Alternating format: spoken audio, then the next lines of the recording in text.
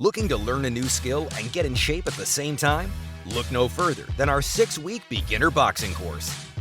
You'll build your strength and endurance, improve your coordination and reflexes, and gain confidence in your ability to defend yourself. Ladies and gentlemen, boys and girls, the time has come for the main event of the evening. One time for the undisputed champions of the community. It's go time!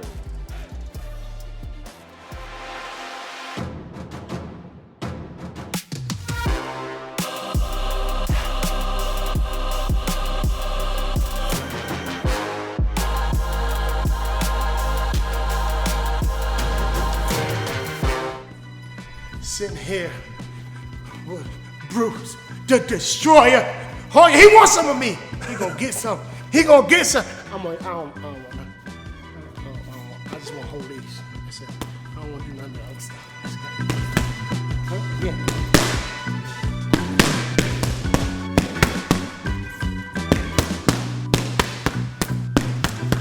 Double up. I like it. Boy, the boy got game. I just want to let y'all know. The boy got game. Here we go. Okay, what was your street fight record as a kid? 0 in like 87. So you was Glass I was Joe. getting whipped up all the time. You were Glass You Joe can ask anybody, punch out. Anybody from Lake Andes, you can ask them. They're beating me up every single day. LA, come try now though. I dare you. Anybody in LA. All right, my fault. I forgot I'm in here with a pro, man. I was used to the other ones. 1, 2. 1, 2, 3. 2, 3, 2.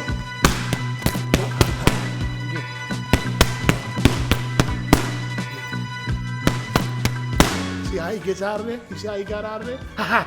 He got out of there. You only had 3 choices. All right? Tighty whities, bikinis, commando. What do you got? Ooh, I gotta go tighty whities. Let's go! Yeah. Loyalty is everything. Loyalty, you gotta be loyal and comfortable. That's why you do the tight. Don't judge. I see your face. He's a dad. This is what we get down. Go tighty whities. Right up here too. Up above the navel. Exactly. Above. I feel like I was born a dad though. Yeah. That was my style beforehand. Like I was just waiting. I seen baby pictures. He was 5 with this beard. The same beard and his drawers was up here. Let's go. 2, 3, 2. Okay.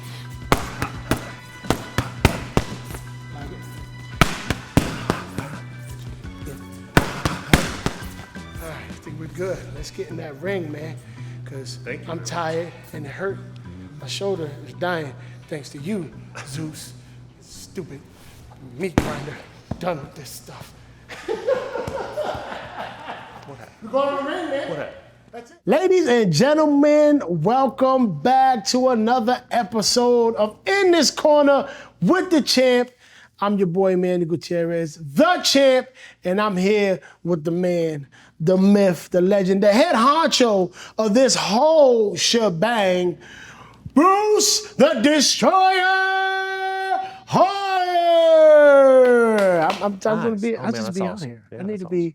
If you hiring, Yeah, just I mean, wanna do we're the busy. thing. We I just want to be a mic. Like I feel like that would be like any job you have, right? Right. Like I feel like cheerleader should be a legit job. Yes. Like if you come in 8 a.m. in the morning and then all of a sudden you have a cheerleader that pyrotechnics, I don't care what your job Right. is. Like you're working fries at McDonald's. Like if you came in like on fries, Yeah. you know, like Winning. exactly, boom, Talk pyrotechnics. about- Those talk first about 25 culture. minutes are going to be productive. You guys are lighting it up first thing in the morning. Exactly. I think we think 3D. Cheerleaders, pyro, Exactly. announcer. I need all of that. Let's make that happen. Zeus, take notes. We're gonna next L10 meeting. We're bringing that up. All right, Bruce, man. First of all, we want to thank you for the space. Yeah, I've loved having you guys. Yeah, this is an amazing space to be in, guys. If you don't know, come down the next edge. It's 909 Yep, 909 East. East 8th Street. This is the best fight hub in the state, right here. Okay, you want to get nice with your hands. You want to get nice with any MMA, any martial art. Come down here, get yourself whipped into shape. this is the best place to be. With that said, how the heck did you end up owning the gym? Tell me your road here. How'd you Man, get it was here? so when I first started, I was starting in Hapkido. Actually, I have a black belt in Hapkido as well. Grew up in all over the Midwest, and finally landed in Lake Andes, South Dakota, which kind of a rougher area. I love Lake Andes. I think it's one of the I don't know, just a special place in my heart. But it's also a very rough area, and so I was getting beat up quite a bit. So I decided when I moved to Sioux Falls, I'm like, man, I'm gonna start doing some martial arts, start doing some boxing. So I started doing both those things, and then really got into Brazilian Jiu-Jitsu. Started traveling all over the world for Brazilian Jiu-Jitsu stuff. Absolutely loved it. Dropped a lot of the other stuff for a while, and just focused on Brazilian Jiu-Jitsu. And then my coach actually was leaving to Arizona, and so, as kind of one of the senior students, I decided, okay, we're going to step up from here and then try to expand from what he started. And after that, it was just never looked back really, and it was super awesome. It started way before I would wanted to. I was still like a purple belt at the time, but a purple belt in that time in this area was like a unicorn, like a myth or something. So it's just like, man, these guys don't exist. But then so. That was pretty cool. Nice, man. So traveling the world, and you were born and raised here? Yep. Yeah. Well, no. So I was born in Sioux City, Okay. but then, like I said, I moved 18 times, pretty much, or dang near it felt like 18 times before I was out of high school. So probably not 18 times. So, mainly here in this little Midwest pocket. Yeah. Right. Yep. Now you're traveling the world. What does that feel like?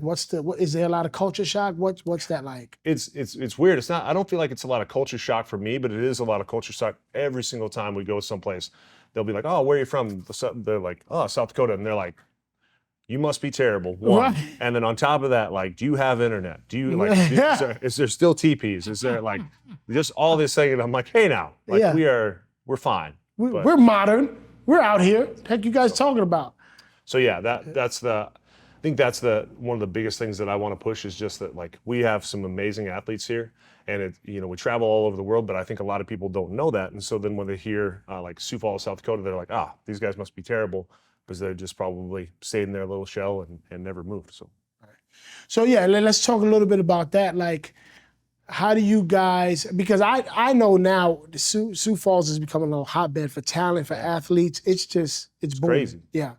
And so how does it feel when you get there and you're underdog all the time, and then you get over and you win? What is that like? Oh, I love it. That, like I said, that's the nice part is too, is that everybody sees that and they get that huge respect. And the next time they're randomly coming to Sioux Falls for a fight, and all those guys are super happy to be here, and they're like, oh man, I see now why like you guys have this huge thing. It's so awesome. I don't think a lot of people recognize that, like, guys that they watch on the UFC or Bellator or some of the grappling events or boxing events, things like that. A lot of those guys have been in Sioux Falls because of they have some of the events here in town, and those guys are also coming to train during a camp or whatever, and they need their guys. So they'll train here for a week or a couple days, and it's crazy to see. Anytime you watch fights on TV, I'll be like, oh yeah, that person trained with us for like 2 weeks, and like every time I feel like an absolute liar. But Bruce, sure, that guy, right? It was funny. David Machad one time was one of our guys that fought in the UFC. He was actually up to Canada, and he had started working with another coach. We were at a Buffalo Wild Wings watching his fight, and that was the last time I think I went to Buffalo Wild Wings for fights, because I was saying like, oh, blah blah blah blah blah, and then the table next to me was like, and like they started yelling at me. They're like, you don't know what you're talking about. And they're like, and it's funny because it was like serendipitous. It couldn't have been more perfect. Like, as soon as his fight came out, they showed, like they always show the preview of his previous fights. Well, sure enough, they see me and him walking out. So I'm like, well, I'm that guy up there on the TV. So, and then like, oh, all right, well, maybe you do know what you're talking about. So it couldn't, like I said, it couldn't have been any more just perfect. That's awesome. I love it. I love it. You're in the heart of downtown down here, right? You're on 8th Street, which some people call the rough part of the community, right? What is the message that you want to give to people, not only being in this part of town, but the community as a whole, on what is the representation of Next Stage? Sure. I think the biggest thing is the youth athletes that we have here. Not only I'm saying like the 15 to 18, but I'm seeing even those young 20-year-olds that are coming in here. It's so awesome that we can give them an opportunity to just try really hard at something. Because like, man, even if you don't succeed in fighting, if you give your all to something, 100%, and you see what that feels like, and you grind on that, it's going to pay dividends no matter what you do. Like I've had guys that have gone really hard and tried to make a career of it, and they didn't necessarily make a career of it in fighting, but then all of a sudden that transferred into something because they've networked and they've created these opportunities for themselves. And so I think that having it here in the downtown area is key because they can see that. And then like the nice part is that like I think a lot of people don't understand how Adidas and Fuji built out this building years ago, and it's a beautiful facility. I think a lot of people don't see that when they just drive by it. Yeah. And I think Sioux Falls is slowly doing that with all their downtown locations. Is you go to all their downtown locations and it's just beautiful inside. And same thing here. I think it's gonna turn this way. I already see it kind of slowly moving that way, and I think it'll be awesome. So. Yeah, that's huge. So if we had to think about what was your, I guess, crowning jewel, what was your crown jewel for your fighting career? What would you say was the most proud of? Sure. So at Purple Belt, I won a world championship in no-gi. So that was 2009. I was ranked in the, for jiu-jitsu side, ranked in the top 10 of the world for, each belt level. So when I was a blue belt for like the ultra heavyweight, they call it ultra heavyweight. That's so hurtful. It's very degrading. It's hurtful. I don't know. So, can it just be a heavyweight? Yeah, just ultra. Just change the weights a little bit. But How about cool heavyweight? Can you say cool? There you go. Cool heavyweight. But ultra heavyweight feels. But anyways, yeah. So at that weight class and those particular divisions, a lot of times I was ranked in the top 10. And then on top of that, more on the coaching side, it's so cool to see, all these athletes go into the UFC and then move on from there. Like you see Shayna Baszler now from the UFC now into the WWE. You see Amanda Nunes' wife, Nina Ansaroff, who trained here for a long time.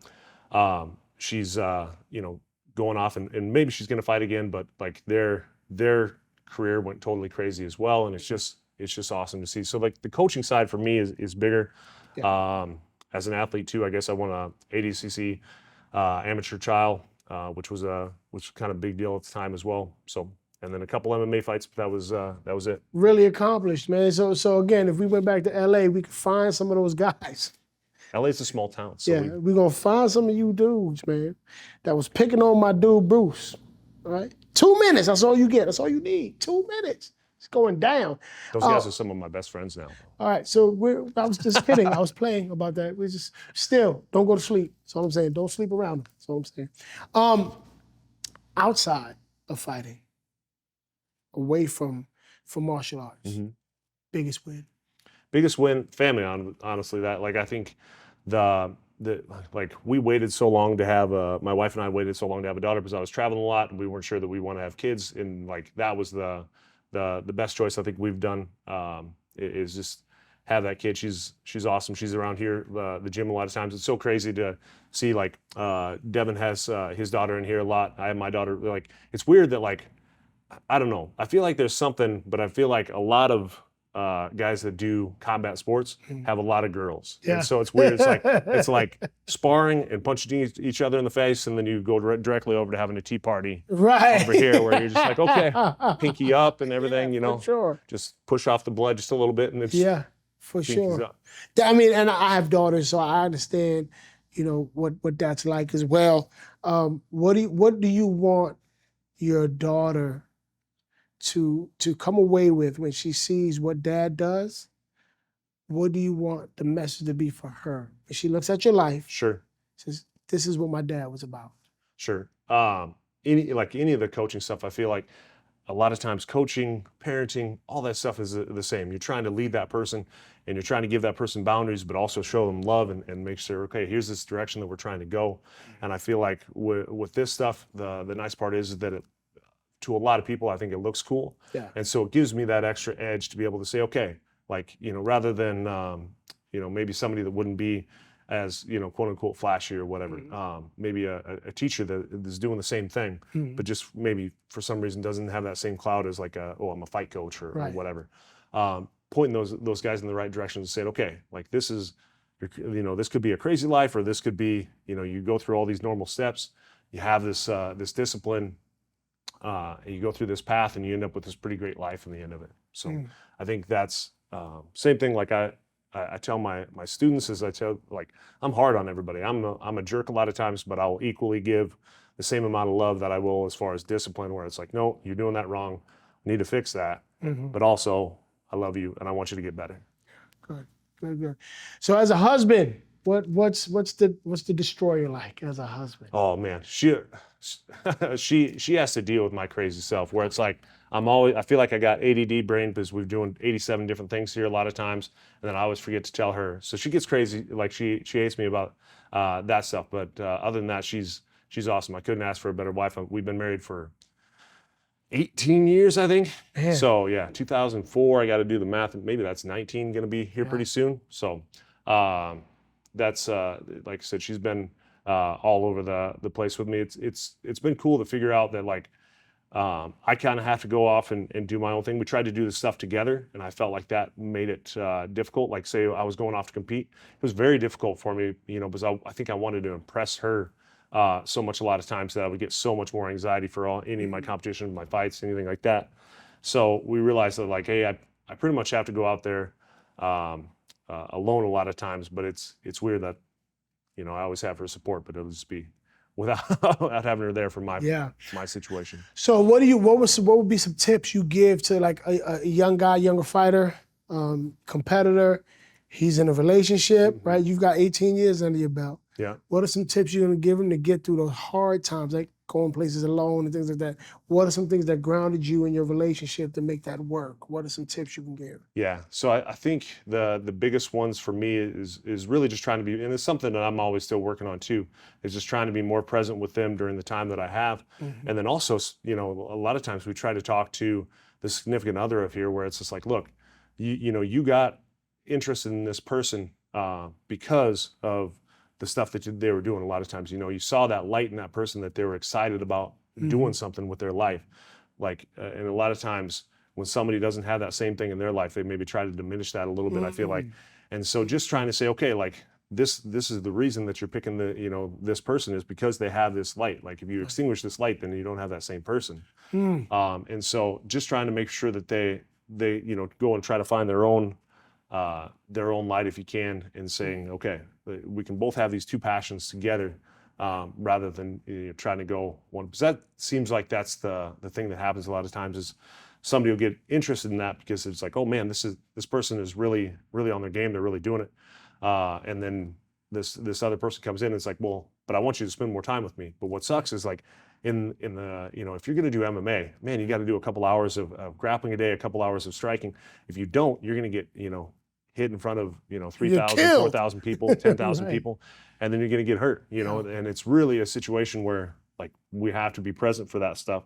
And so that relationship a lot of times has to take a little bit of a back end during your career, but also when you do have that free time, being super present with that. I think Devin does a really good job with that, where outside of fighting, he is hanging out with his family the entire time and making sure that they're present during that time, or he's present during that time. Presence is everything, and that's 100% correct. And I've seen that a lot. You always wonder how those things go, right? Because you fall in love with a soldier, but you don't want your man at war. Right. Like, you can't have it both ways, right? Don't fall in love with a soldier if you don't want your guy at war. That's what it is. So now, what are some things that you feel like you still have yet to accomplish, some of your goals that you have moving forward, maybe for the company, for your team, for yourself? What do you got, some things on the horizon? My biggest goal now is, we've had a lot of people go off to the UFC to these higher levels, but I feel like they then feel like they need to go to another gym. They need to, a lot of them went down to, a lot of our team went down to Phoenix, or they went down to Miami, or they go down to Albuquerque or LA, and really making sure that, like, whether it's we need to bring people in here or what, but, like, keeping that talent here, because, like, we just need 3 or 4 people to stay, and then once those 3 or 4 elite level folks stay, then everybody will feel more comfortable with it. But I think when we have one or two elite people pop up, and then all of a sudden they're like, ah, man, there's no other elite guys in here right now. I got to go somewhere else. Right. But like we need that 1 or 2 people to stay, and then all of a sudden that'll build, and those other people will stay because they have elite people around them. And I think that's the most difficult thing. Because like right now, Devin's done really well, in the UFC, but I want to, I really want to climb to that level where we have 8 or 10 people that are actively in the gym here that are in the higher, better, be it like the UFC for MMA, or if they're fighting on Showtime, or they're fighting on Ringside, or anything like that. Some of the bigger shows that they have for those things as well. And I think that'd be really cool. Cool. What are some things right now that keep you up at night? What keeps Bruce up at night? Maybe worries, anxieties, some fears. What are some things that are... The biggest thing is the fact that I feel like every time I talk to people that like around the area, that they're still unaware of how high level talent that we have in Sioux Falls, and that's, I know it sounds crazy, but that's crazy to me, where I'm like, man, these guys are all doing really well. And then the other thing that keeps me up is just a lot of our athletes are struggling right now to be able to find fights because of the talent that we have here. They know that they're going to go against a tougher opponent, so it's difficult at times. Right now we have a girl by the name of Cheyenne Bowers. Man, in this last week and a half, we had an offer to go to Texas. We said, yep, sounds good. Opponent said no. We had a fight for LA. Okay, yep, we're going to go to LA, I guess, in August. Okay, nope. She said no. Okay, we're going to go to, I think it was Pennsylvania. Okay, we're going to go to Pennsylvania. Nope. And so those are things that, like, gosh, these guys are trying. So they're training so hard, but to be able to find them fights that opponents will agree on, like either we end up fighting somebody that is vastly more experienced than we have, and having to take a chance because that's the only thing we can get, or we just don't get fights, and the best years of that that athlete's life are being diminished just because they can't get fights. Fights. So what's the hurdle? Is it because of the demographic? Is it the geographic curse? Is it that it's high risk, low reward? Exactly. Yep. And so it's like we have like a lot of our pros right now. Maybe they have like Cheyenne Bowers had, like, I think she was 8-1 as an amateur. She's 1-1 as a pro. So you look at that 1-1 record, and you, as another coach, you're like, okay, sweet, we're good. And then you look and you see, okay, the girl that she lost to was 20 pounds heavier, and she was an Olympic judo girl from Mongolia. And you're like, okay, maybe there's a reason that she lost that fight, And then the same thing with it's just the fact that they look at it on paper. It's like, okay, it's the guy, maybe he's got a 1-1 record. He's from Sioux Falls, South Dakota. Like, doesn't have a name for himself yet, right. But he knows that those coaches know a lot of times that they're coming from this gym. They're going to be solid. Technically, they're going to be solid athletically. So it's going to be a tough fight, and it's not going to necessarily improve the needle on them getting another fight or a higher promotion, because maybe they don't know that particular fighter. So, what's your view on kids fighting? How young is too young? Is there a too young to start training, or what is your take on that? I know there's some controversies about that, right? Sure. Too young. So we started at 4 for a long time. We've kind of moved to 5, and then training here for jiu-jitsu. I love it. I think, because for me the biggest thing is when a kid is being bullied, the anxiety, and really this is anybody. I feel like whether you do a self-defense seminar or anything, like the anxiety of actually being in conflict is the biggest thing. So like a self-defense seminar is tough for me to do. So like we don't typically do self-defense seminars, because I feel like it's really tough for you to get used to that anxiety of a fight or somebody attacking you in those 2 or 3 hours that you do a self-defense seminar. It takes months and months and months of being in that situation and kind of getting acclimated to that anxiety. So like with the jiu-jitsu kids that we do in here, half the time that they're actively going. They're trying to actually pin the person down. They're trying to go there. So when they get into a situation where it's an anxiety-filled situation where they're being bullied, they're like, this guy's technique isn't even good. And like, I can just, okay, he's trying to attack me, but I'm just going to hold him down. So like for us, we have them, okay, you're going to roll that person. If somebody is trying to attack them, you roll that person over, you hold them down, you don't strike them, you're just waiting for another teacher to show up. It's the last thing I want to see is, you get punched 12 times, but then when the teacher comes around, you throw that punch, and that's what they see, So I'd rather have them hold them down. And all these kids in here, if they've been training for a while, they're going to be able to at least control that kid long enough for an adult to come around. And so I think that's a huge thing is getting them used to that anxiety of doing that. So with jiu-jitsu, it's nice because you can stay fairly safe with that and go close to 100% of what you're really going to feel in that bullying situation without having to get hurt, where it's like I feel like sometimes you do, taekwondo or karate or even boxing a little bit, where it's like if you're going 100%, sometimes there's that higher risk of injury. So, So if you wanted to give a message to everybody out here in Sioux Falls, maybe athletes up and coming, what are you gonna get at Next Edge that's different, that sets you apart from everybody else? We do a flipped classroom here, which I think is really cool. There's one other gym in Australia that does it, but we kind of started that, or at least I feel like we started that. Maybe we didn't, but where we started it. He did. That's what we do. So, but basically, you're going to come in and go through a curriculum of things, and everybody's going to be especially on the jiu-jitsu side, a little bit on the boxing side. I'm still trying to get Ian to push to do this for the boxing side, but though you're working through that curriculum, so everybody's going at your own pace, and I think that's the biggest thing. Maybe you've got an athlete that was a D1 college wrestler. He's going to pick up things a lot quicker than somebody that was an accountant all their adult life. So it's like they can take those and kind of move on down that curriculum as fast or as slow as they want to. And then they get the personalized attention by a lot of guys walking around. And the biggest thing here, and like you can ask any of the guys, it's a really good family. Like I feel like we've done a really good job, especially even early on when we probably shouldn't have because we didn't have enough memberships, but saying like, okay, this person's not the right fit for the gym. We're just going to have them leave because like, look, I don't want to have you here because this is going to be a headache. If I don't want to come into something that I love, I'm just going to ask you to leave so I can still continue to love what I do. So sweet, man. Last question for me, man. It's actually selfish. Okay. Sure. At Think 3D, we got some fighters. Well, boxers. We're not fighters. We box. I will say that, right? We'll say it that way because we're not actively competing. But I plan on challenging some other companies. So will you coach us? Yes. And be the coach? Oh man, I'm already in. Of Team Think 3D Sports.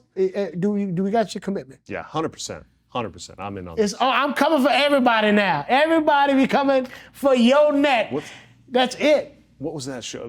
There was the network was called Esquire, I think. White Collar Brawler.